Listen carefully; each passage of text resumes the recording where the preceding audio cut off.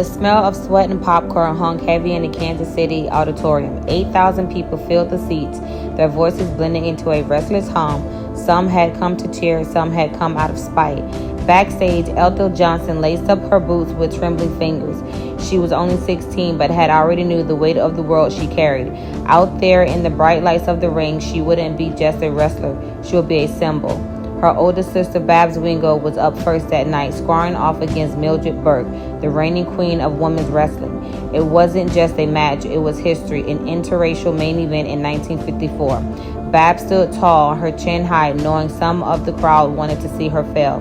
But when the bell rang, she didn't think about them. She thought about all the little black girls who'd never seen someone like her under the spotlight, and she fought. The sisters came from Decatur, Georgia, daughters of a family that knew hard work. Wrestling wasn't supposed to be for women, much less black women, but they had carved out a space in the world that didn't want them. Ethel, with her high-flying drop kicks and head scissors, moved from like no one else in the ring. Marva Scott, the youngest, had a heel swagger, taunting the crowd until they roared. And Babs, stood steady and strong, was the one who had kicked open the door in the first place.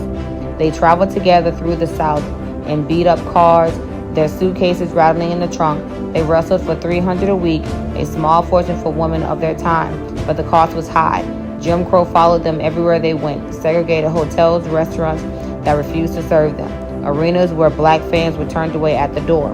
Once in Missouri, they were scheduled to wrestle, only to find out black spectators weren't allowed inside. The sisters huddled together, looked at each other, and decided if our people can't come in, neither can they. They forfeited the matches. In the ring, though, they were untouchable. Ethel became a 3-time colored women's champion, drawing crowds that couldn't look away. Marva made the cover of the Ring magazine in 1976. Together, they wrestled across the country and even alongside white wrestlers in tag team bouts, breaking down barriers one match at a time. Yet outside the ropes, the world rarely gave them their due. When their careers ended, the applause faded and history nearly forgot them. Decades later, the recognition finally came in 2021. Ethel was the first one to be inducted into the WWE Hall of Fame in 2023. All 3 sisters were honored by the World Wrestling Hall of Fame.